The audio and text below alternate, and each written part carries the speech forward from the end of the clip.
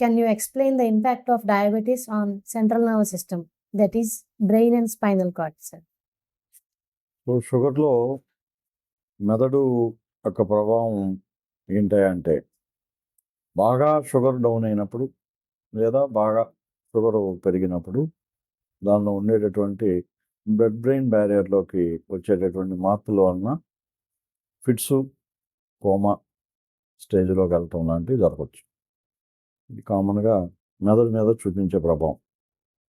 లేదా కొన్ని సందర్భాల్లో జ్ఞాపక శక్తి తగ్గిపోవటం, కన్ఫ్యూజ్ స్టేట్లోకి వెళ్ళటం, అలాగే ఎక్కడున్నాను ఏంటి అనేది తెలియకపోవటం, చుట్టుపక్కల ఏం జరుగుతుంది అనేది కూడా గమనించలేకపోవడం అనేది కూడా మెదడు మీద చూపించేటటువంటి ప్రభావం. ఇలా కాకుండా వెన్నుపూస మరియు నరాలు దీని మీద చూపించేదాన్ని మనం ఏంటంటే పెరిఫెరల్ న్యూరోపతి అంటాం. సో దీనివల్ల కూడా కాళ్ళు చేతులు తిమ్మిర్లు రావటం, ఇటువంటివి కాళ్ళు పట్లు విడి వీక్ అయిపోవటం లాంటివి జరుగుతూ ఉంటాయి.